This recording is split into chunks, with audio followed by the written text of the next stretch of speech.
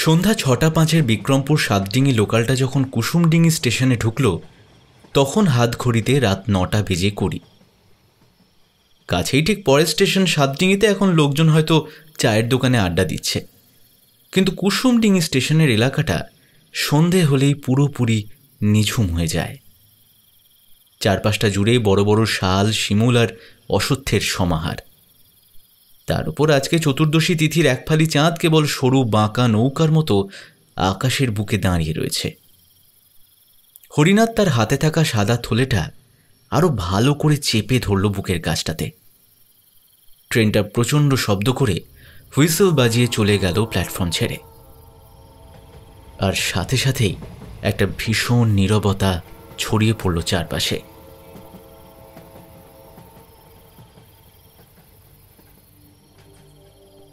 ট্রেনের কামরায় যে প্রচুর লোক ছিল এমনটা নয়, তবে গুটি কয়েক মানুষ ছিল, তাতে ন্যূনতম সাহসটুকু ছিল হরিনাথের। কিন্তু এমন ভুতুরে একটা রেল স্টেশনে নামার পরে তার এতক্ষণে জমিয়ে রাখা সমস্ত সাহস নিমেষেই দপ করে উবে গেল। চারপাশে ঘাড় ঘুরিয়ে তাকিয়ে নিল হরিনাথ। না, একটাও মানুষের চিহ্ন নেই। কেবল প্ল্যাটফর্মের একদম শেষ প্রান্তে একটা হলদেটে আলো টিম টিম করে জ্বলছে, আর তাতেই দূরে শুয়ে আছে একটা সারমেয় গুটিসুটি মেরে। পৌষের শুরুর দিকে সময়টা হলেও বেশ কুয়াশা পড়ছে রাতের দিকে। একটা মিহি কনকনে ঠান্ডা বাতাস গায়ে লাগতেই গায়ে থাকা কালো কাশ্মীরি শালটাকে আরো ভালো করে মাথা পর্যন্ত জড়িয়ে নিল হরিনাথ। আসলে এতক্ষণ ট্রেনের ভিতরে বসে থাকার জন্য শীতটাকে তেমনভাবে উপভোগ করতে পারেনি, কিন্তু ট্রেনের বাইরে বেরিয়ে হাতে এবং পায়ে সব থেকে বেশি কাঁপুনিটা ধরছে তার। কোনো উপায় না পেয়ে প্ল্যাটফর্মের মাথা বরাবর এগিয়ে যেতে লাগলো হরিনাথ। যদি কোনো সহৃদয় রিক্সাওয়ালা কিংবা কোনো পথ চলতি মানুষের দেখা পেয়ে যায় এই আশাতে। প্ল্যাটফর্মে সেই হলদেটে আলোর সামনে দাঁড়িয়ে সাদা রঙের থলেটা থেকে একটা নাম লেখা কাগজ বার করে আরও 2 বার ঠিকানাটা পড়ে মুখস্থ করে নেয় হরিনাথ মিত্র। কুসুমডিঙি গ্রাম, পোস্ট অফিস নিশিপুর, বড় বটতলা, গ্রাম পঞ্চায়েত সাতডিঙি। প্ল্যাটফর্ম পেরিয়ে সামনের রাস্তায় আসতেই বুকের ভিতর এতক্ষণ জমে থাকা সামান্য আশাটুকুও যেন এক মুহূর্তে দমে গেল তার। কারণ সামনে তখন একটাও জনপ্রাণীর কোনো অস্তিত্ব নেই। কেবল বড় বড় গাছগুলো দৈত্যের মতো মাথা চারা দিয়ে দাঁড়িয়ে রয়েছে, এবং তাদের ছায়া মাটির এবড়ো খেবড়ো রাস্তায় পড়ে আরও বিভৎস জন্তুর মতো দেখাচ্ছে পথঘাট। হরিনাথ মোটেও সাহসী নয়, বরং ভীতু। সামান্য রাত্রে বাইরে কলঘরে যেতেই বুক কাঁপে তার। কিন্তু কি আর করা যাবে, দিদির বিয়ের নেমন্তন্ন করতে মেজমাসির বাড়ি আসতেই হতো শিমুরালি থেকে। বাড়িতে এখন শক্ত সমর্থ পুরুষ মানুষ বলতে সে নিজেই।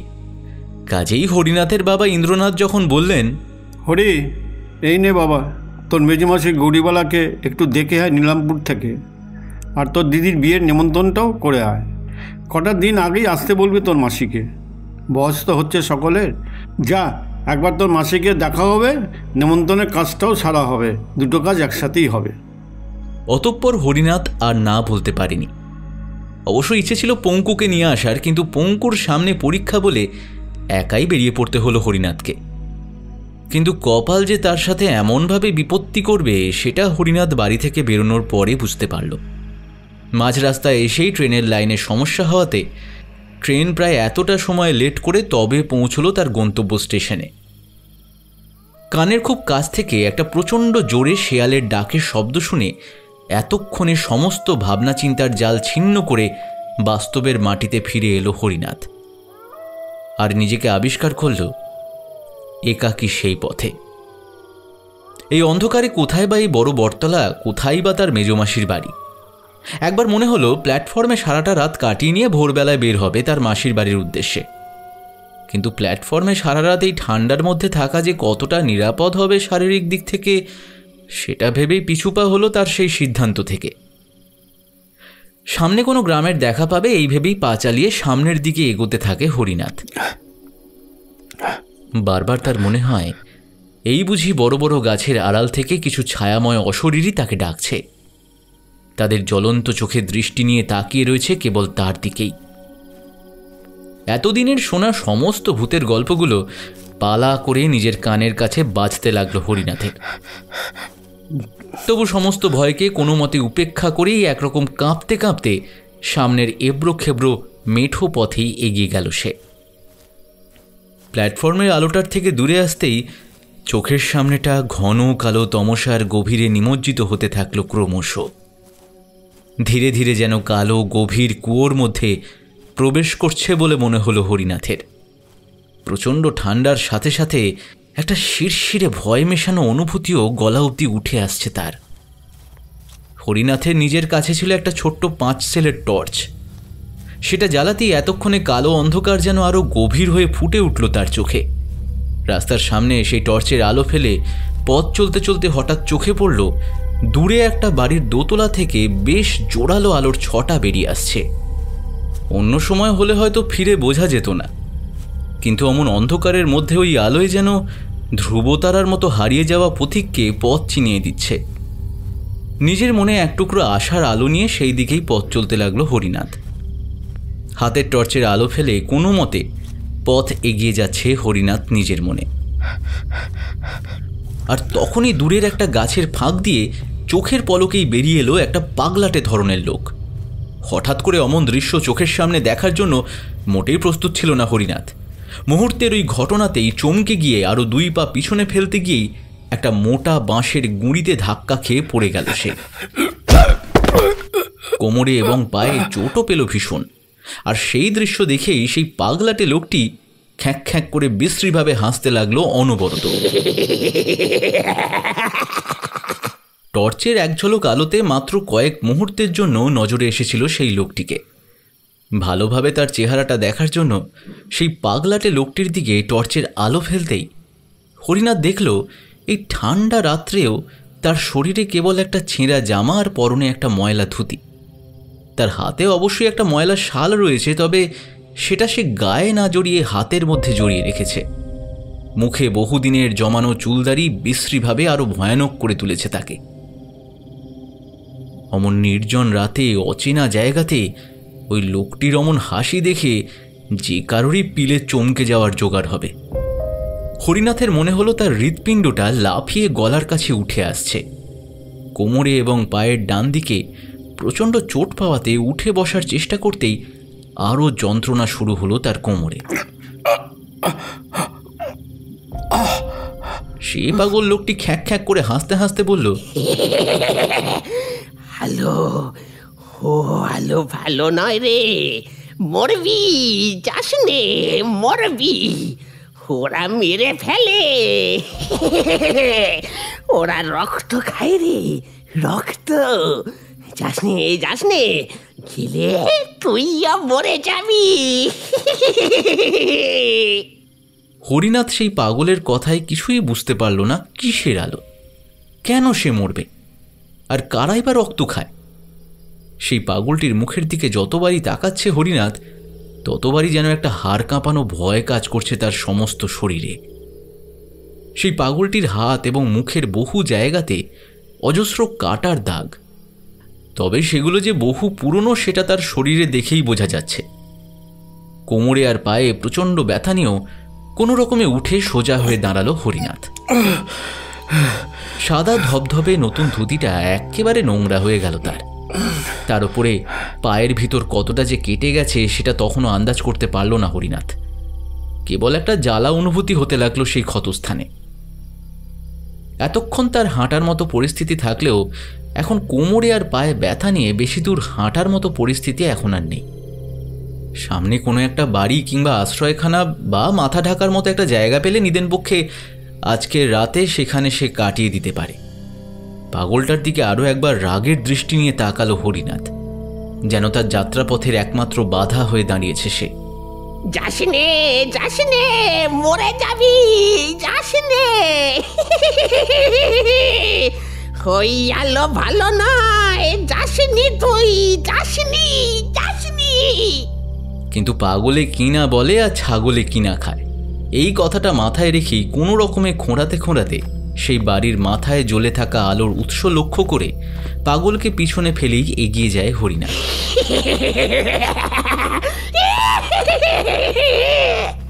পাগলটা বেশ কিছুক্ষণ দাঁড়িয়ে থেকে খ্যাক খ্যাক শব্দ করে বিশ্রীভাবে হাসার পরে ঠিক যেমনভাবে গাছের আড়াল থেকে এসেছিল ঠিক সেইভাবেই গাছের আড়ালে লুকিয়ে পড়ল। পায়ে প্রচণ্ড ব্যথা নিয়ে কোনো রকমে ঘষটে ঘেঁষটে সামান্য পথ অতিক্রম করার পরেই হরিনাথের নজরে এলো একটা বিশাল বাড়ি।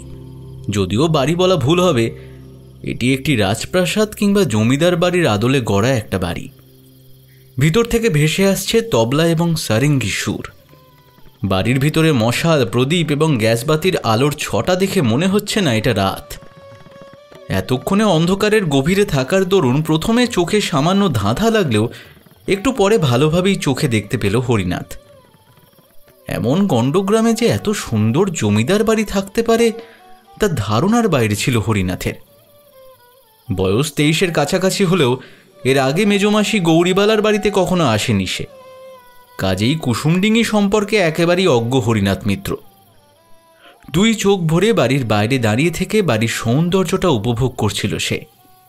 কিন্তু পায়ে প্রচণ্ড ব্যথা জানান দিতেই হরিনাথ মনে মনে বলল, যাক বাবা, রাতটুকু কোনো রকমের কাটানোর জন্য একটা ভালো জায়গা তো পাওয়া গেল। এত বড় বাড়ি, কোথাও না কোথাও তো আমার একটু মাথা গোজার ঠাঁইটা হয়ে যাবে। হ্যাঁ, তার ওপর পায়ের যা অবস্থা, আর পেটেও কিল পড়ছে খিদে। আর বেশিক্ষণ এমনভাবে বাইরে দাঁড়িয়ে থাকলে হয়তো আগামীকাল সকালে চোখ খোলার মতো অবস্থা আর পরিস্থিতি থাকবে না। নিজেকে এই সমস্ত কথা বলতে বলতে বড় সদর দরজা দিয়ে সেই বাড়ির ভিতরে প্রবেশ করল হরিনাথ। আর সঙ্গে সঙ্গে বাড়ির সামনে সদর দরজাটি বন্ধ হয়ে গেল প্রচণ্ড একটা শব্দ করে। অথচ একমাত্র হরিনাথ ছাড়া আর একটিও কোনো জনপ্রাণীর চিহ্ন এখানে নেই। অদৃশ্য কেউ যেন সুন্দর করে আটকে দিল সেই দরজাটা। সেই অদৃশ্য লোকটি যেন অপেক্ষা করছিল হরিনাথেরই আসার জন্য। মুহূর্তের জন্য বুকটা ধরাস করে উঠল হরিনাথের। পিছনে ফিরে দরজাটা খোলার চেষ্টা করল, কিন্তু না, দরজা খুললই না, উল্টে আরও যেন শক্ত হয়ে চেপে বসে রইল দুটো পাল্লা। শীতের রাতেও সারা গা ঘামে ভিজে গেল হরিনাথের। তবে শীতের রাতে পায়ের আর কোমরের ব্যথাটা ক্রমশই যেন বেড়েই চলেছে। সোজা হয়ে দাঁড়িয়ে থাকার মতো পরিস্থিতি আর নেই। কোনো মতে খোঁড়াতে খোঁড়াতে সেই বাড়ির সামনে গেল হরিনাথ। ভিতর থেকে ভেসে আসছে অনেকগুলো মানুষের সমবেত কণ্ঠস্বর এবং সারেঙ্গি এবং তবলার সুর, সাথে নূপুর পায়ে কারো হেঁটে চলে ফেরার শব্দ। আর দাঁড়িয়ে থাকতে না পেরে বসে পড়ল দালানের ওপরে হরিনাথ। মশালের আলোয় নিজের পায়ের দিকে তাকাতেই সে দেখতে পেল হাঁটুর কাছটায় অনেকটা ছড়ে গেছে, আর সেখানে লাল রক্ত জমে আছে অনেকটা। তার থলের ভেতরে থাকা একটা সাদা কাপড় কোনো মতে পায়ে জড়িয়ে রক্তটা মুছে সেই সাদা কাপড়টা পায়ে বেঁধে নিল হরিনাথ। পরপর এতগুলো ঘটনা ঘটে যাওয়াতে মানসিক দিক থেকেও সে বড্ড বেশি পরিশ্রান্ত হয়ে উঠেছিল। তাই মাথাটা দেওয়ালে হেলান দিয়ে চোখ বোঝার সঙ্গে সঙ্গেই একটা ঠান্ডা শ্বাস নিজের বুকের উপরই অনুভব করতেই সাথে সাথে প্রায় ধর্মর করে উঠে বসল হরিনাথ। আর দেখল প্রায় থুতনি অবধি ঘোমটা দেওয়া একজন বউ সদর দরজার বাইরে থেকে ঠিক ঢুকে পড়ে তাকে উপর থেকে দেখছে, আর তারই শ্বাস পড়ছে তার বুকের ওপরে।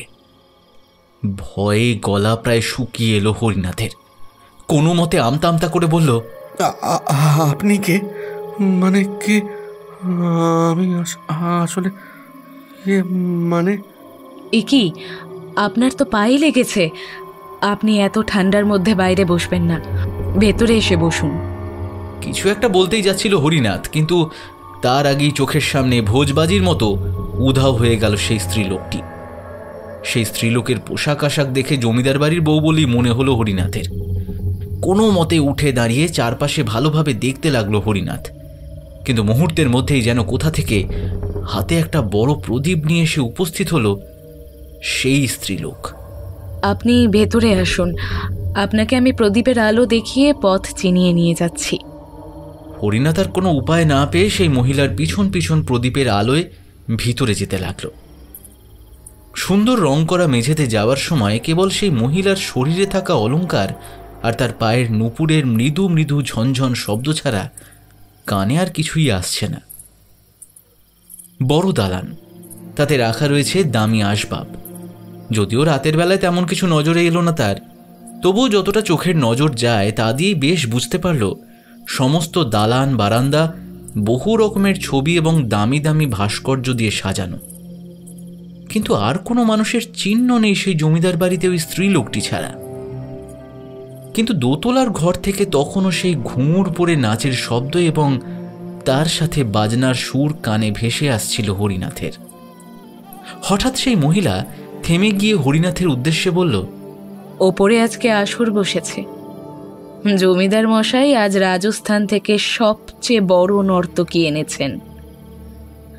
জমিদারের খাস লোক তিনি। এইটা কোনো জমিদার বাড়ি? মানে আমি তো এর আগে কখনো এখানে আসিনি, তাই আর কি। হরিনাথের গলা যে প্রচণ্ড কাঁপছে সেটা হরিনাথের বলা কথায় প্রকাশ পেল।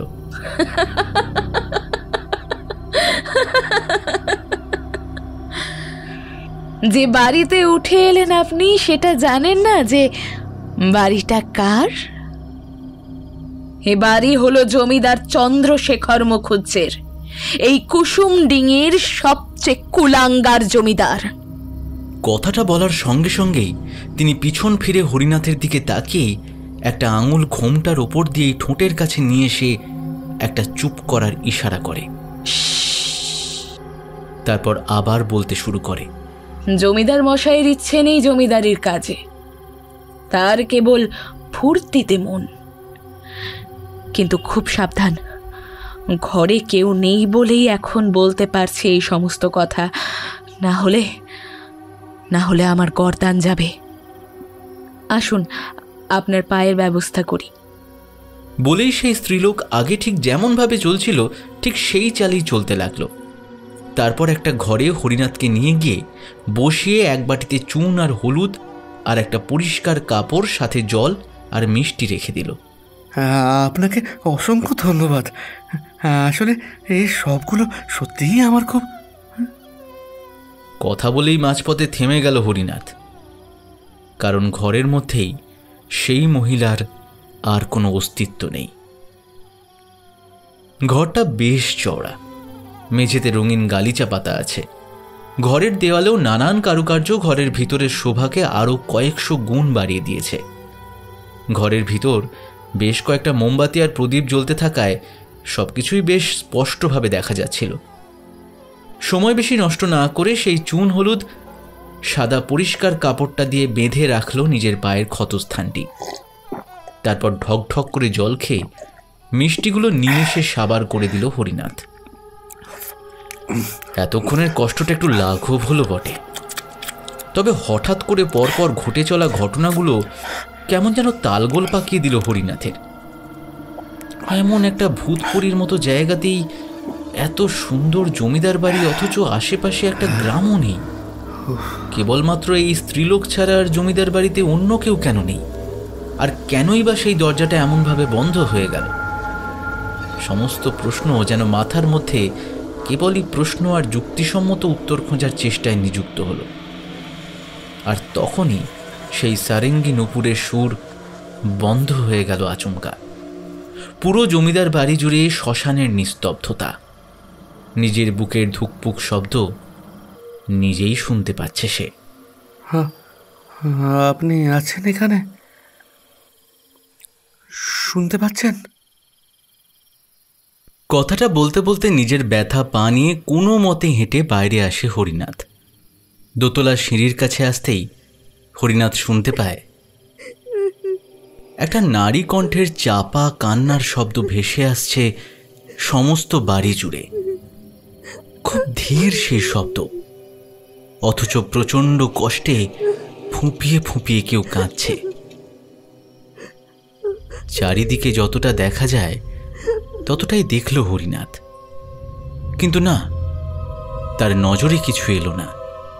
এতক্ষণের ওপরে হওয়া সেই নাচ গানের আসরের আলোগুলো নিভে কেবল পুরো জমিদার বাড়িটা প্রদীপের আলোয় চারপাশটা ভরে আছে। হরিনাথের মনের ভিতরে কৌতূহল ক্রমশ বেড়েই চলল এই বাড়ি নিয়ে। সিঁড়ির হাতল ধরে সোজা উঠে এলো সে কান্নার শব্দ লক্ষ্য করে। নিজের পায়ের পাতার শব্দ ছাড়া আর কিছুই সে শুনতে পাচ্ছিল না, কেবল সেই কান্নার শব্দ ছাড়া। দোতলাতে পৌঁছেই চারপাশে বড় ঝাড়বাতির আলো, অসংখ্য বাতি প্রদীপের আলোতে দিনের বেলার মতোই সমস্ত কিছু ঝলমল করছে একেবারে। হরিনাথের হৃৎপিণ্ডের হাঁপড় এতটাই বেড়ে গেছে যেন এক্ষুনি সেটা গলা দিয়ে বেরিয়ে চলে আসবে হাতে। তবুও নিজেকে যতটা সম্ভব শান্ত করে সেই কান্নার উৎস লক্ষ্য করে এগিয়ে চলল বারান্দা বরাবর। সুন্দর নরম গালিচা পাতা, তাতে দেশ বিদেশে সুন্দর সুন্দর নকশা আঁকা। এমন দৃশ্য একবার বহু ছোটবেলায় কৃষ্ণনগর রাজবাড়িতে দেখার সুযোগ হয়েছিল তার। এটা যেন তারই একেবারে নতুন রূপ। প্রচণ্ড ঠান্ডা হাওয়া বইছে সেই খোলা বারান্দা দিয়ে। হাড় কাঁপানো শীতের সাথে মাঝে মাঝে শরীরের ভিতরে হওয়া কৌতূহল মিশে গিয়ে শিরশিরে অনুভূতিটা আরও জোরালো রকমের হচ্ছে। আকাশে বাঁকা চাঁদটা একাকী সবকিছুর সাক্ষী হয়ে রয়েছে। সেই একাকী চাঁদ একটা কেমন যেন সঙ্গী হয়ে রয়েছে হরিনাথের। বারান্দায় লাগোয়া পরপর বড় বড় ঘর, প্রতিটা ঘরে অত্যন্ত মূল্যবান সেগুন কাঠের তৈরি আসবাবপত্র, সাথে আরও নানান রকম কারুকার্য করা জিনিস দিয়ে তৈরি।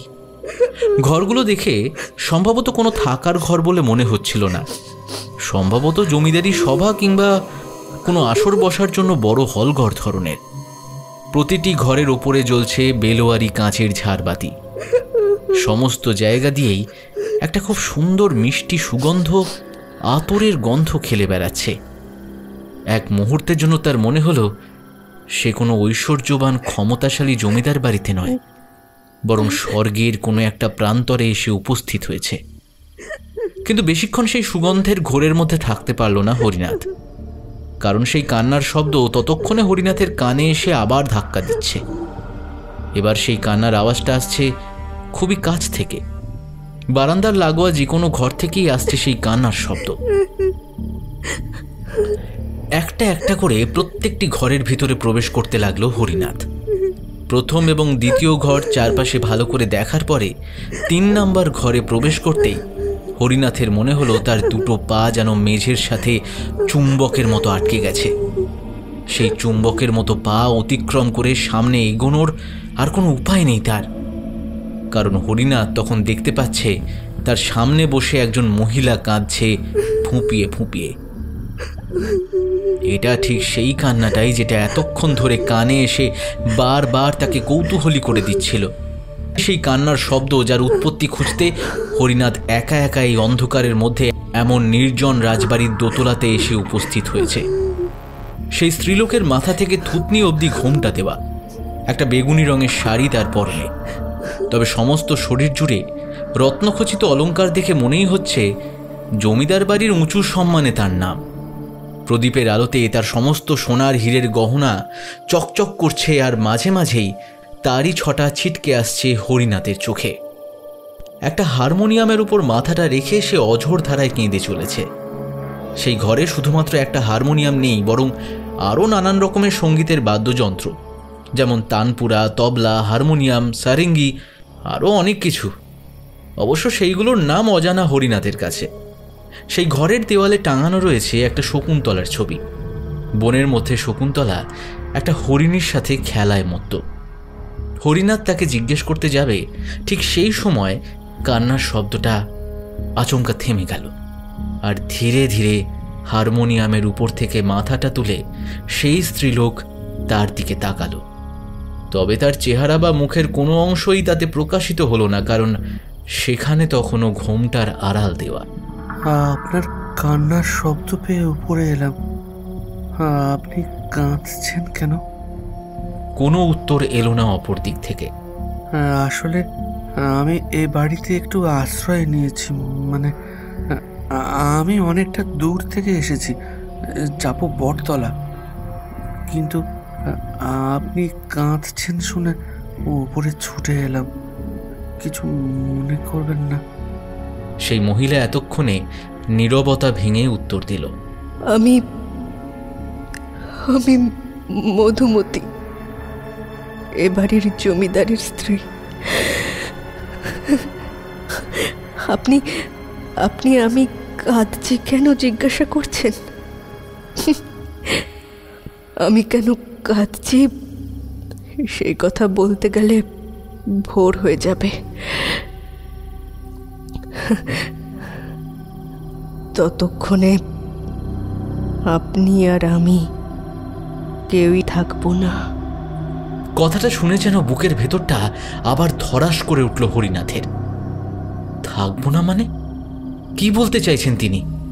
কাঁপা কাঁপা কণ্ঠে হরিনাথ আবার বলে উঠল, না মানে আর কি। আচ্ছা, জমিদার বাড়িতে কাউকে দেখতে পাচ্ছি না কেন? নিচে যে মহিলা আমাকে জল মিষ্টি দিলেন, উনিও তো কোথায় যেন উবে গেলেন পলকে। হ্যাঁ, উনি আমার বড় যা, আমার স্বামীর বড় দাদার স্ত্রী। খুঁজে পাবেন কি করে? আমাদের খুঁজে পাওয়া যায় নাকি? কথাগুলো যতবারই বলছিল শীতের শিরশিরে ভাবটা আরো বেশি করে জাঁকিয়ে বসেছিল হরিনাথের শরীরে। মানে আপনি মানে আর কি বলছি, জমিদার মশাইকে পেলে একটু কথা বললে ভালো হতো। আসলে হঠাৎ করে এসে আপনাদের দৈনন্দিন কাজকর্মে এমনভাবে বাধা সৃষ্টি করে দিলাম আর কি। মানে ওই জন্যই আর কি, বুঝতে পারছেন?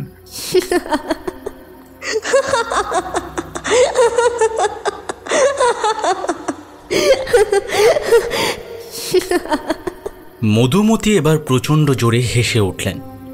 তার হাসির শব্দ সেই ঘরের প্রত্যেকটি কোনায় কোনায় প্রতিফলিত হয়ে আবার ফিরে এলো হরিনাথের কানে প্রতিধ্বনিত হয়ে। মুহূর্তেই সমস্ত ঘরটা গম গম করে উঠল সেই হাসির শব্দে। আপনি জমিদার মশাইকে দেখতে চান? ওই নোংরা জঘন্য লোকটাকে আপনি দেখতে চান, যে আমার জীবনটা নরক বানিয়ে দিয়েছিল? আপনি তার সাথে দেখা করতে চান?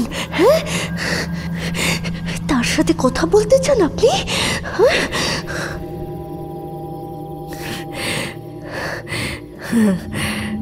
বেশ, দেখবেন তার আসল রূপটা আপনি আজকে সচক্ষে দেখবেন। শুধু তাই না, অনুভবও করতে পারবেন তার আসল রূপটা।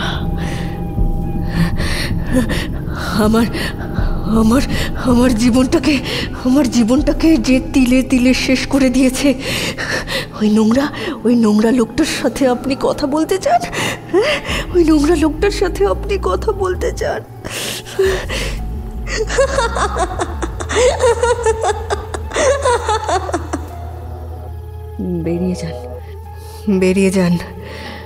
বেরিয়ে যান এক্ষুনি এই বাড়ি থেকে বেরিয়ে যান যদি প্রাণে বাঁচতে চান। আমি পারিনি এই বাড়িতে প্রাণে বাঁচতে। আমার বাবা মা খুব ঘটা করে বিয়ে দিয়েছিল জানেন, এই জমিদার বাড়ি দেখে। বিয়ের 3 বছরের মাথায় 3 বছরের মাথায় কি? 3 বছরের মাথায় আমার লাশ পুঁতে দিল এই ঘরে। তারপর থেকে এতগুলো বছর আমি এখানেই থাকি। যে সঙ্গীত, যে বাদ্যযন্ত্র আমার জীবন ছিল, এখন আমি তাদের সাথেই থাকি। কথাটা বলার সঙ্গে সঙ্গেই মধুমতি তার মাথার ঘোমটাটা এক টানে খুলে দিল। তার সঙ্গে সঙ্গে ভিতর থেকে বেরিয়ে এলো একটা সাদা নরমুন্ডু। এখানে চামড়ার কোনো অস্তিত্ব নেই, কেবল সাদা রঙের মুন্ডুটা বেরিয়ে রয়েছে। একটা আস্ত কঙ্কালকে যেন শাড়ি গয়না দিয়ে মুড়ে দেওয়া রয়েছে। সেখানে চোখ বলতে কিচ্ছু নেই, কেবল চোখের জায়গায় কালো কালো দুটো গভীর গর্ত ছাড়া আর মুখের জায়গায় তীক্ষ্ণ দুটো দাঁত ছাড়া। সেই দাঁত দুটো বীভৎস রকমভাবে বাইরে বেরিয়ে রয়েছে। হরিনাথের মনে হলো তার সমস্ত শরীরে কেউ এক বালতি বরফের কুচি ঢেলে দিয়েছে। ঠক ঠক করে দাঁড়িয়ে কাঁপতে থাকলো সে। মধুমতির হাসিতে ফেটে পড়ল সমস্ত ঘর।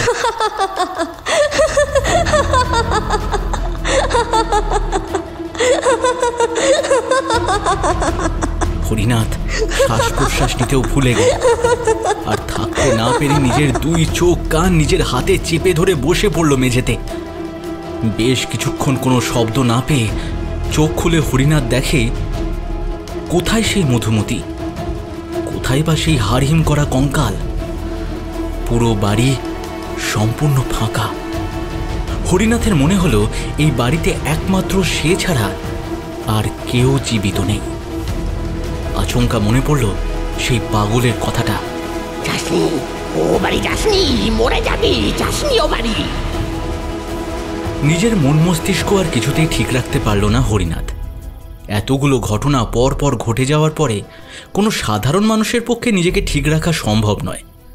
বারবার মাথার মধ্যে ঘুরতে লাগলো, কেই বা সেই পাগল, সে কেনই বা তাকে বারণ করলো এই বাড়িতে আসার জন্য, আর মধুমতি বা কেন বলেছিল এই বাড়ি থেকে যত তাড়াতাড়ি সম্ভব পালিয়ে যেতে। তাহলে এই বাড়িতে আর কিছু সময় থাকলেই কি মৃত্যু হবে তার?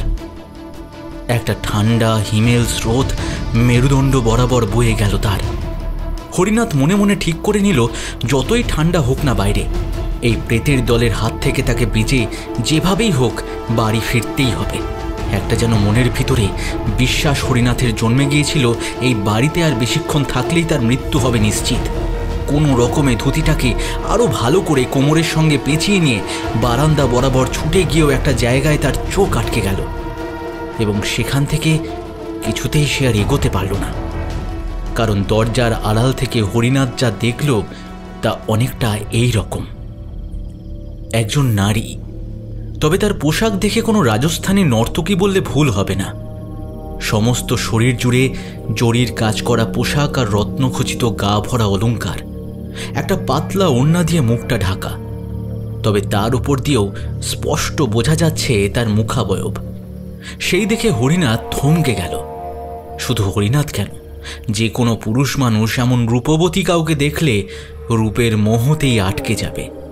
হরিনাথ কখনো এর চেয়ে সুন্দরী রমণী আগে দেখেনি। ভবিষ্যতে কতটা দেখবে সেটা নিয়ে যথেষ্ট সন্দেহ আছে। তাকে স্বর্গের অপ্সরী বললেও খুব বেশি একটা ভুল হবে না। এত সুন্দর তার রূপ, যে কেউ দেখলেই ভিমড়ি খাবে। ঘরের ভিতর অদৃশ্য সুর বাজছে, আর সেই তালে তালে নাচছে সেই রূপসী। দরজার একপাশে দাঁড়িয়ে আছে হরিনাথ, দু চোখ ভরে দেখছে ও সামনে নৃত্যরত সেই নর্তকীকে, চোখে ঘোর লাগার মতো দৃষ্টি নিয়ে। কিন্তু হঠাৎ করেই সেই সুন্দর মুখখানা বদলে গেল বহু পুরনো এক পিশাচিনিতে। সেই নরম আপেলের মতো গাল দুটো কোটরে ঢুকে যাওয়া শুকনো শীর্ণ একটা বিভৎস মুখের আকার নিল। চোখের মনি সম্পূর্ণ সাদা ফ্যাকাশে, আর সেই চোখ দিয়ে ফোঁটা ফোঁটা লাল রক্ত পড়ছে বিন্দু বিন্দু করে। চোখের পলকে কয়েক মুহূর্তের জন্য সে দৃশ্য দেখে নিজের হৃৎস্পন্দন থমকে গিয়েছিল হরিনাথের, কিন্তু পর মুহূর্তেই আবার সেই মুখ আগের মতোই স্নিগ্ধ শীতল গভীর গিরিরেখার মতো সে নাচতে লাগলো তার তালে তালে। একবার সেই পিশাচির মুখ, আবার পরক্ষণেই সেই অপ্সরী রমণীর মুখ, দুটোই যেন পর্যায়ক্রমিকভাবে একই মানুষের ভিতর বিস্তার লাভ করছে। বিপদ ঘনীভূত হয়েছে সেই বাড়ি জুড়ে, সেটা ভেবেই হরিনাথ পালিয়ে আসতে চাইল। আর তখনই ঘটল সেই হাড় কাঁপানো ঘটনা, যেটা দেখলে যে কোনো সুস্থ মানুষের সারা শরীরের রক্ত হিম হয়ে যায়। নিজের পায়ের ক্ষতস্থানে তীব্র একটা ব্যথা টের পেয়ে সেই দিকে তাকাতেই হরিনাথ দেখে একটা নয়, দুটো নয়, মোট তিনটি জন্তুর মতো দেখতে মানুষ। তবে মানুষ নয়, কারণ এমন চেহারা কোনো মানুষের পক্ষে হওয়া সম্ভব নয়। শুধু সেই চেহারাটুকু দেখলে হয়তো ঠিক ছিল, কিন্তু তার বদলে নিজের দুটো চোখে হরিনাথ যা দেখল তা এতক্ষণ ধরে দেখা সমস্ত ঘটনার ঊর্ধ্বে। হরিনাথ দেখল সেই তিনজন রক্ত পিশাচ তার পায়ের থেকে গড়িয়ে পড়া রক্ত চেটে চেটে খাচ্ছে পরম আনন্দে। তাদের মুখগুলো পুরো সাদা ফ্যাকাশে, বিন্দু মাত্র রক্তের অস্তিত্ব তাদের শরীরে নেই। তাদের চোখগুলোর জায়গায় লাল, মনে হচ্ছে কেউ যেন খুবলে ছিঁড়ে নিয়েছে তাদের দুটো চোখ। প্রতিটা শরীর কালো লোমে ঢাকা, তবে লোমগুলো মানুষের মতো নয়, কারণ কোনো মানুষের শরীরে এমন লোম হওয়া অস্বাভাবিক। হরিনাথের মনে হলো 3টি জান্তব দানও তাকে ঘিরে ধরেছে, এক্ষুনি তার গলার টুটি ছিঁড়ে খাবে বলে। নিজের জীবনের অবশিষ্ট শক্তি নিংড়ে নিয়ে যতটা সম্ভব জোরে পারা যায় সিঁড়ি দিয়ে ছুটতে লাগলো হরিনাথ। পিছন ফিরে তাকাতেই সে দেখল সেই 3টে দানও 4 হাতে পায়ে ভর দিয়ে মুখে বিভৎস জন্তুদের মতো আওয়াজ করতে করতে নামছে সিঁড়ি দিয়ে। তাদের আর হরিনাথের মধ্যে মাত্র 5-6 হাতের দূরত্ব। হরিনাথ এত জোরে ছুটেছে যে সে আর দাঁড়িয়ে থাকতে পারছে না। প্রচণ্ড জোরে হাঁপাতে হাঁপাতে তবুও ছুটতে লাগলো। চোখ বন্ধ করে সেই আলো আঁধারি জমিদার বাড়িতে অচেনা পথে হাঁটতে গিয়ে হঠাৎ একটা কিছুর সঙ্গে ধাক্কা খেয়ে গতিটা কমাতে বাধ্য হলো হরিনাথ। কোনো মতে চোখ তুলে তাকিয়ে হরিনাথ দেখল একটা কাঠের বড় গদি লাগানো চেয়ার। সেই চেয়ারে কেউ বসে নেই, অথচ সেই চেয়ারটা দুলে যাচ্ছে অনবরত। তারও উপরে ধাক্কা খেয়ে পড়েছে হরিনাথ। তবে এতটা সময় ধরে হরিনাথের সাথে যা যা হয়েছে তার সাথে তুলনা করে এই ঘটনায় বিশেষ কিছু ভয় পেল না সে। পিছন করে তাকিয়ে দেখল সেই 3জন যেন ঠিক তার থেকে মাত্র 2 হাত দূরে। তাদের মুখ থেকে অনবরত আঠালো লালচে তরল গড়িয়ে পড়ছে মেঝেতে, আর একটা চাপা গড়গড় শব্দ বেরিয়ে আসছে তাদের মুখ থেকে।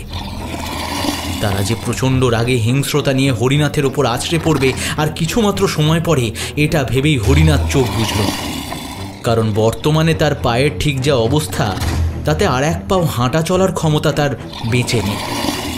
1 পা 2 পা করে আর কিছুমাত্র সময় পরে হরিনাথের নিচের গলার টুটি ছিঁড়ে নিয়ে যাবে সেই ভয়ানক জীব। তখনই প্রচণ্ড গম্ভীর গলায় হুঙ্কার ছেড়ে এক পুরুষ কণ্ঠ বলে উঠল, ওকে ছেড়ে দে শিগগিরি, ছেড়ে দে। সেই গম্ভীর তীব্র গলার স্বর এতটাই জোরে ছিল যে মনে হলো কোনো সিংহ যেন হরিনাথের ঠিক কানের কাছ থেকে হুঙ্কার ছাড়ল। চোখ খুলে হরিনাথ দেখল তার সামনে থাকা সেই যমদূতগুলো আর নেই, বরং সেখানে দাঁড়িয়ে রয়েছেন এক মধ্যবয়স্ক পুরুষ। তার চোখে সোনালি ফ্রেমের চশমা, পরনে মসলিন ধুতি, দামি পাঞ্জাবি আর পায়ে নাগরা জুতো, হাতে একটা সুরার বোতল। লোকটি যে এই বংশের জমিদার শ্রী চন্দ্রশেখর মুখার্জি, সেটা বুঝতে একেবারেই অসুবিধে হলো না হরিনাথের। তবে সে যে মানুষ নয় সেটা আগে থেকেই বুঝতে পেরেছিল হরিনাথ। কিন্তু যখন হরিনাথ দেখল সেই পুরুষ মানুষটি দাঁড়িয়ে রয়েছে মাটি থেকে বেশ খানিকটা উপরে, অর্থাৎ সে শূন্যে ভাসছে, হরিনাথের মনের সবটুকু সন্দেহ দূর হয়ে গেল। বসে থেকেই পা ঘষতে ঘষতে বাইরে যাওয়ার রাস্তায় এগোনোর চেষ্টা করল হরিনাথ। কিন্তু সেই সময়ে ওপরে দেখা সেই রাজস্থানী নর্তকী উপস্থিত হয়েছে। ধীরে ধীরে চোখের সামনে বদলে যেতে লাগলো সেই দুজনের চেহারা। জমিদার চন্দ্রশেখর মুখার্জির গলাটা ধীরে ধীরে তার শরীরের থেকে আলাদা হতে হতে একটা সময় ডান দিকে কাত হয়ে ঝুলে গেল, আর সেখান দিয়ে বেরিয়ে পড়ল ফিনকি দিয়ে রক্ত। আর সেই রক্ত নিজের শরীরে হাতে মুখে মেখে পরম তৃপ্তিতে পান করতে লাগলো সেই নর্তকী।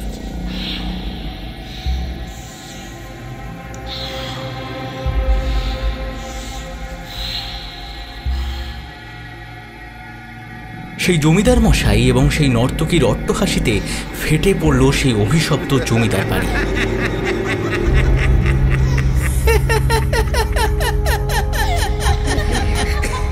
ধীরে ধীরে একটা নয়, দুটো নয়, অসংখ্য হাসির শব্দ ভেসে এলো সেই বাড়ির ইট পাথর দেওয়ালের কোণে কোণে। ধীরে ধীরে অসংখ্য মানুষ পিলপিল করে বেরিয়ে এলো সেই বাড়ি থেকে। তাদের কেউই এই পৃথিবীর লোক নয়। তাদের প্রত্যেকের চেহারা সাদা ফ্যাকাশে, চোখের মণি বলতে সেখানে কেবল দুটো সাদা কোহর। প্রত্যেকেই যেন একই গতিতে এগিয়ে আসছে হরিনাথের দিকে। তাদের প্রত্যেকের মুখ থেকে বেরিয়ে আসছে একই রকমের গোঙানির শব্দ। তাদের প্রত্যেকেরই দৃষ্টি নিবদ্ধ হয়ে রয়েছে হরিনাথের দিকে। বাইরে সদর দরজার কাছে গিয়ে দুই হাত দিয়ে নিজের শরীরের সমস্ত শক্তিটুকু দিয়ে সেই দরজাটুকু খোলার চেষ্টা করতে থাকে হরিনাথ। কিন্তু না, সেই যে হরিনাথ ঢোকার সঙ্গে সঙ্গে বন্ধ হলো দরজা, তারপরে আর সেই দরজা খুলল না। এইদিকে সেই জমিদার চন্দ্রশেখর, সেই রাজস্থানী নর্তকী বিধুমুখী নামের সেই ঘোমটা দেওয়া, তাকে সেবা করা প্রথম মহিলাটি সহ আরও অনেকজন ধেয়ে আসছে তার দিকে, হয়তো এক্ষুনি ছিঁড়ে খেয়ে ফেলবে এই অভিপ্রায় নিয়ে। হরিনাথ আর উপায় না পেয়ে দুটো হাত জোর করে বলে, আমায় ক্ষমা করে দিন, আমি এই বাড়িতে আপনাদের কোনো অনিষ্ট করতে আসিনি, আমি কেবল আশ্রয়ের জন্য এখানে এসেছিলাম, আমায় ক্ষমা করে দিন, ক্ষমা করে দিন, ক্ষমা করে দিন আমায় জমিদার মশাই, আমাকে দয়া করে প্রাণে বাঁচতে দিন, আপনাদের সকলের পায়ে পড়ি, আমায় বাঁচতে দিন, বাঁচতে দিন। কিন্তু কথাগুলো হয়তো উপস্থিত কারোর কানে পৌঁছলো না। তাদের মুখ দিয়ে বেরিয়ে আসছে একটা হাড় হিম করা হাসির শব্দ, আর হঠাৎই সমস্ত কিছু শব্দ ছাপিয়ে দোতলার ঘর থেকে বেরিয়ে আসে মধুমতির চিৎকার। পালান, পালান, আপনারা যত তাড়াতাড়ি সম্ভব এই বাড়ির দরজা দিয়ে পালান, ওরা আপনাকে বাঁচতে দেবে না, আমার মতোই মেরে ফেলবে, পালান, যত তাড়াতাড়ি সম্ভব পালান। মাথা কোনো রকমে কোনো কাজ করে না হরিনাথের। দুই হাত দিয়ে প্রচণ্ড চেষ্টা করার পরেও যখন দরজা খুলতে পারল না হরিনাথ, তখন একবার তার মাথা এলো দরজা টপকে ওপারে যাওয়ার কথা। হরিনাথের মনে হয়েছিল মধুমতির কথা শুনে এই বাড়ির সদর দরজা পেরোলেই হয়তো প্রাণটুকু রক্ষা করা যাবে। কিন্তু হঠাৎ এই দরজার বাইরে থেকে একটা চিৎকার ভেসে আসে। সেদিকে তাকাতেই হরিনাথ দেখে সেই পাগলটি যে তাকে বাঁচাতে এসেছিল এই বাড়িতে না আসার জন্য, কিন্তু শুধুমাত্র পাগল ছাগল বলে তার কথায় কোনো রকম পাত্তা না দিয়েই নিজের জীবনের সব থেকে বড় বিপদ ডেকে নিয়ে এসছে হরিনাথ। সেই পাগলকে দেখার সঙ্গে সঙ্গে হরিনাথ চিৎকার করে বলল, বাঁচাও, আমাকে বাঁচাও, আমি তখন তোমার কথা না শুনে ভীষণ বড় ভুল করেছি, আমাকে এখান থেকে মুক্ত করো যেভাবেই হোক। সে প্রচণ্ড শীতের রাতেও এতটুকু শীত অনুভূত হচ্ছে না হরিনাথের। তার বদলে তার সমস্ত শরীর ঘামে ভেজে চপচপে হয়ে রয়েছে। জীবন মৃত্যুর একদম সম্মুখে এসে দাঁড়িয়েছে সে। সেই পাগলটা তার হাতটা বের করে দিল হরিনাথের থেকে। এদিকে পা দিয়ে অনবরত রক্ত গড়িয়ে পড়ছে, সাথে কোমরের ব্যথাটা প্রচণ্ড রকমভাবে বেড়েছে তার। অন্য সময় হলে হয়তো দরজা পেরিয়ে ওপারে চলে যেতে পারত, কিন্তু প্রতিটি দরজার মাথায় সুচালো ধারালো অস্ত্রের ফণার মতো নকশা করা, সেটা পেরিয়ে যেতে গেলেই হয়তো পেট ফুঁড়ে এফোড় ওফোর হয়ে যাবে। হরিনাথ চেষ্টা করেও নাগাল পেল না সেই পাগলের হাতটি ধরার। হঠাৎ চোখের সামনে কোথায় যেন অদৃশ্য হয়ে গেল সেই পাগলটি। কিন্তু পরবর্তী কতগুলো জোরে জোরে ভারী ভারী শব্দ পাওয়াতে পিছন দিকে তাকিয়ে হরিনাথ দেখল পরপর বেশ কয়েকটা ইঁট সাজিয়ে রেখেছে পাগলটি, আর তার হাত দুটো উঁচু করে বের করে রেখেছে দরজার দিক বরাবর। হরিনাথ তার দুই হাত দিয়ে চেপে ধরে পাগলটির দুটো হাত, তারপর নিজের শরীরের সবটুকু বেঁচে থাকার শক্তি দিয়ে সদর দরজার পাঁচিল বরাবর উঠতে থাকে উপরে। আর তখনই প্রচণ্ড তাপ এসে পড়ে তার পিঠে। পিছনে তাকেই হরিনাথ দেখে সেই এত বড় বিশাল জমিদার বাড়ি দাউ দাউ করে আগুনে জ্বলছে, আর তাতে পুড়ে ঝলসে যাচ্ছে সেই বাড়ির সকলে, এবং তারা প্রত্যেকেই তাদের পোড়া শরীর নিয়ে এগিয়ে আসে হরিনাথের দিকে। আর মাত্র 2-3 হাতের দূরত্ব প্রত্যেকের সাথে তাদের প্রত্যেকের শরীর দিয়ে তখন গনগনে আগুন জ্বলছে। কেবল মধুমতি দোতলার বারান্দা থেকে সব কিছু দেখছে। তবে মধুমতির জায়গায় কেবল একটা সাদা কঙ্কাল দাঁড়িয়ে। সেই জ্বলন্ত লাশগুলো হরিনাথের ডান হাতটা প্রচণ্ড জোরে চেপে ধরতে চাইল, আর ঠিক তখনই পাঁচিলে টপকে সেই ইঁটের ওপরে উল্টে পড়ে গেল হরিনাথ। অসংখ্য মানুষের কান ফাটানো আর্তনাদ বেরিয়ে এলো সেই জমিদার বাড়ি থেকে। নিজের পিঠের কাছটাতে প্রচণ্ড রকম জ্বালা অনুভব করল হরিনাথ। তার জামার পিছনের অংশটা পুরো পুড়ে গেছে।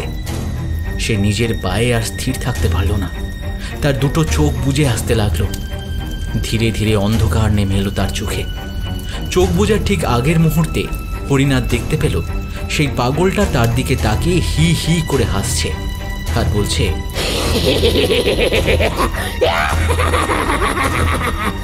বেঁচে গেলি, এইবার তুই বেঁচে গেলি। এর আগে কেউ বাঁচতে পারিনি, কিন্তু তুই বেঁচে গেলি, আর আমিও বেঁচে গেলাম।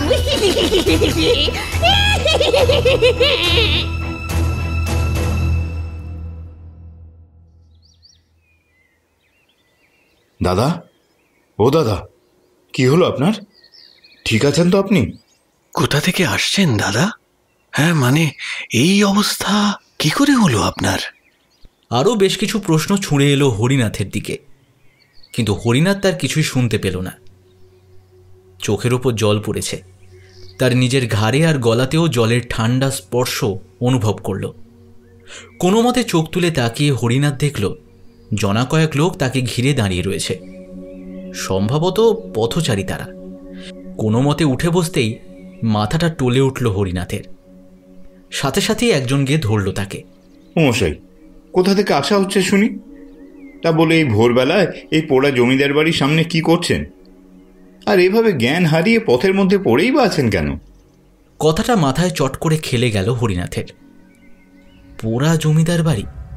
মুহূর্তেই মনে পড়ল গত রাতের ঘটনার কথা, আর সারা শরীর শিউরে উঠল ভয়ে।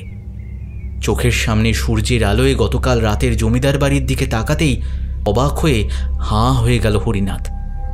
অবাক হওয়ারই কথা, কারণ গতকাল রাতের সেই ঐশ্বর্য, সেই আভিজাত্য কই, বরং সেখানে পড়ে আছে একটা আতপোড়া, ইটের দাঁত বের হয়ে যাওয়া জীর্ণ শীর্ণ বাড়ি।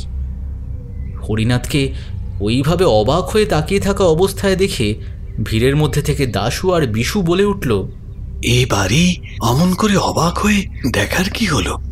এ হলো জমিদার চন্দ্রশেখর মুখুজ্জের বাড়ি।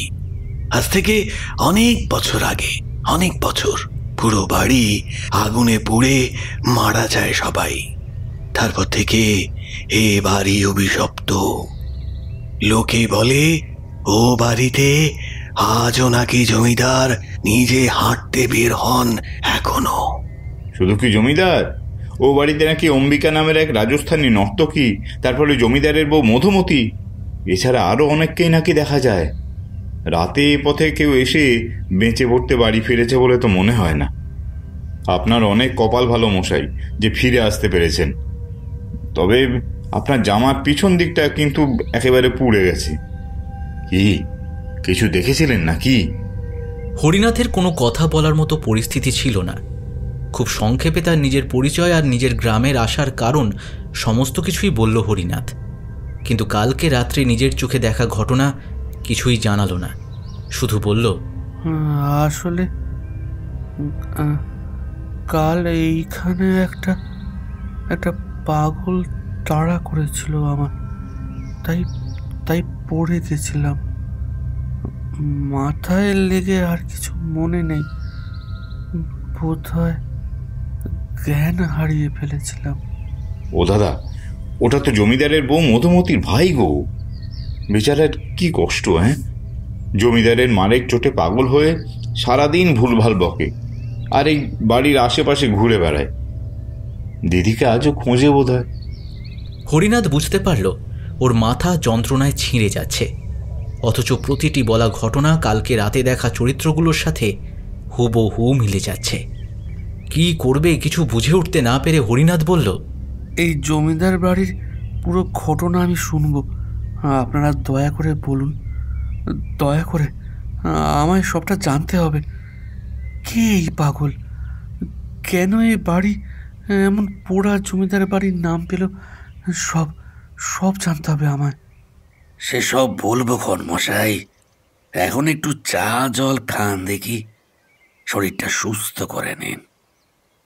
বিশু, দাশু ও আরও কিছু লোক মিলে হরিনাথকে নিয়ে এসেছিল সাতডিঙি বাজারে হরিহরের চায়ের দোকানে। সেই চায়ের দোকানের বেঞ্চে বসে চা খেতে খেতে এক মাঝবয়সী ভদ্রলোক, নাম ভবানী গাঙ্গুলি, সকলে যাকে ভবানী মাস্টার বলেই ডাকে, তিনি হরিনাথকে বললেন, কি বলেন তো হরিনাথ বাবু, মানুষের পাপ পরিবারকে শেষ করে দেয়, আর এই কুসুমডিঙির এই জমিদার বাড়ি তার একেবারে জ্বলন্ত প্রমাণ। একটা মানুষের পাপের জন্য পুরো বাড়ি, পুরো সংসার ছারখার হয়ে গেল। পাপ কখনো বাপ কেউ ছাড়ে না। অন্যায় হয়ে যে শেষ হয়ে যায়। তার অভিশাপ, তার অতৃপ্ত ইচ্ছে শেষ করেই দেয় সেই পাপিষ্টকে। জমিদার চন্দ্রশেখর মুখার্জির স্বভাব কোনো কালেই ভালো ছিল না।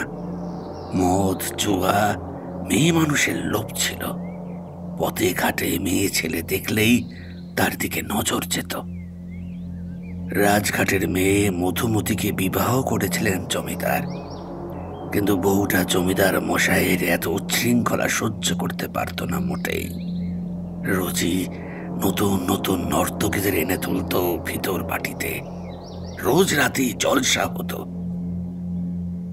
মধুমতির গলায় ছিল সুর। আহা আহা, একবার লক্ষ্মী পুজোর মণ্ডপে গাইতে এসেছিল মা।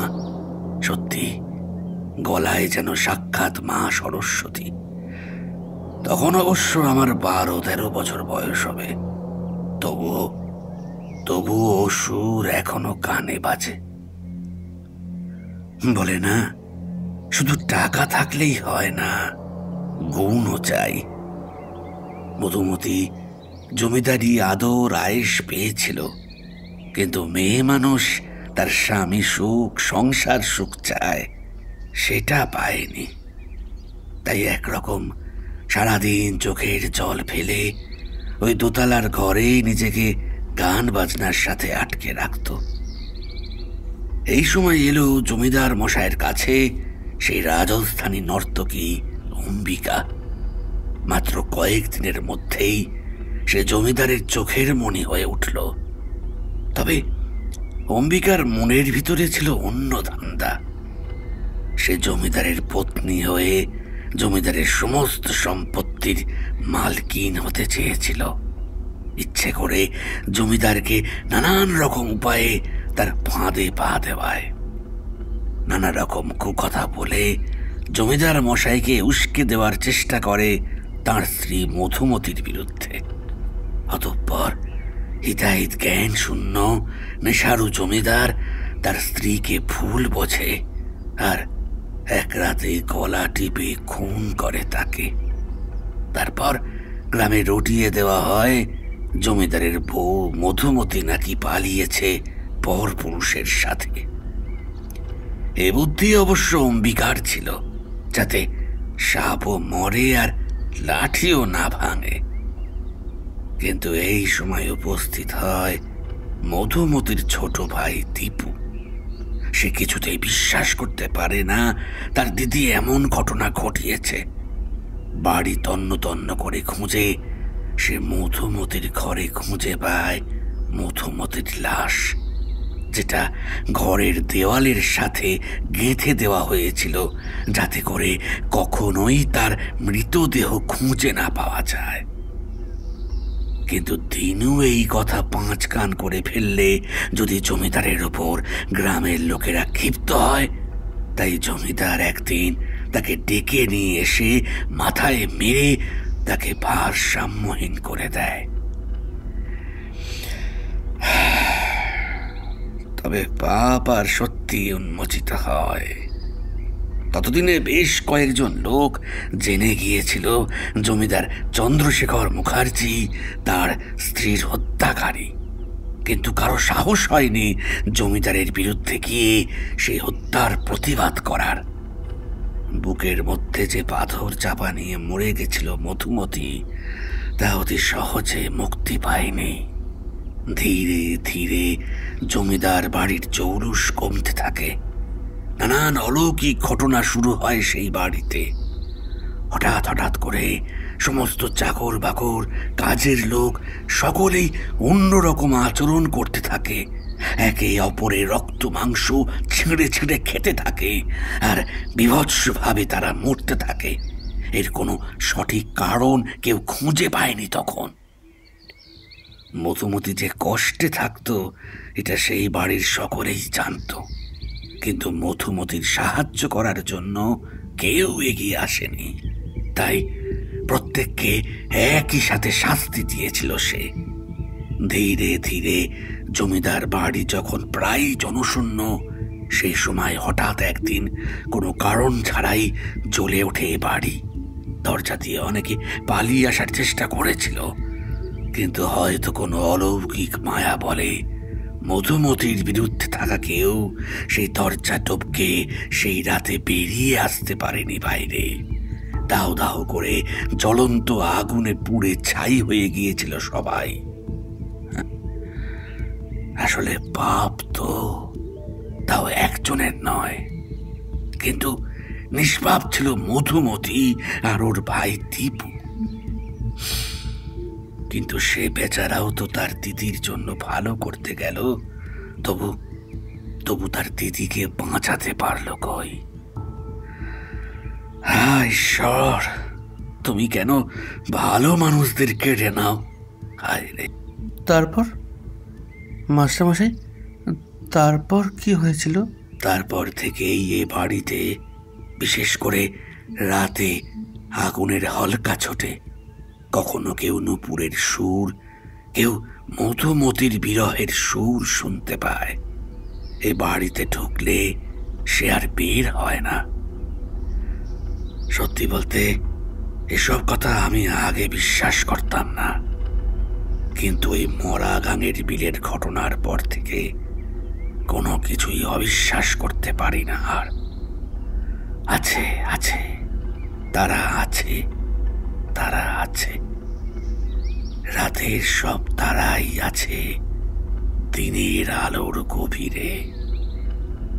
আরও অনেকগুলো কথা বলে চলেছিলেন ভবানী মাস্টার, কিন্তু হরিনাথের কানে কোনো কথাই আর প্রবেশ করছিল না।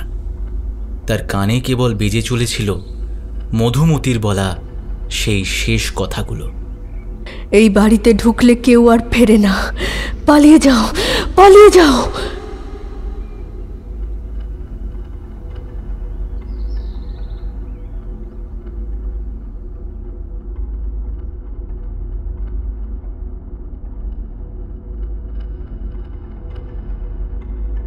রোমাঞ্চ বাংলায় এতক্ষণ শুনলে সুলেখিকা সুদেশনা ঘোষের কলমে গ্রাম বাংলার ভূতের গল্প কুসুম ডিঙির জমিদার বাড়ি। গল্প পাঠে সুমন। বিভিন্ন চরিত্রে অংশগ্রহণে সৌরভ, প্রাহি, উদয়, বর্ষা, শ্রীরূপ, শুভদীপ, প্রিয়নাথ, রাজ ও প্রদীপ্তা। শব্দগ্রহণে সঞ্চারী, আবহে ফিনিক্স অডিওভার্স, প্রচ্ছদ শ্রাবণ্য স্ক্রিবলিং মাইন্ড। নাট্যরূপ ও পরিচালনায় আমি সৌরভ সাহা। তাহলে আজকের মতো আসি বন্ধু। ভালো থেকো, সুস্থ থেকো, সকলকে ভালো রেখো। ফিরে আসছি খুব শিগগিরই তোমার মনের মতো আরও একটি গল্প নিয়ে। আর হ্যাঁ, গল্প মানে রোমাঞ্চ বাংলা। শুনতে থাকো, গল্পে থাকো।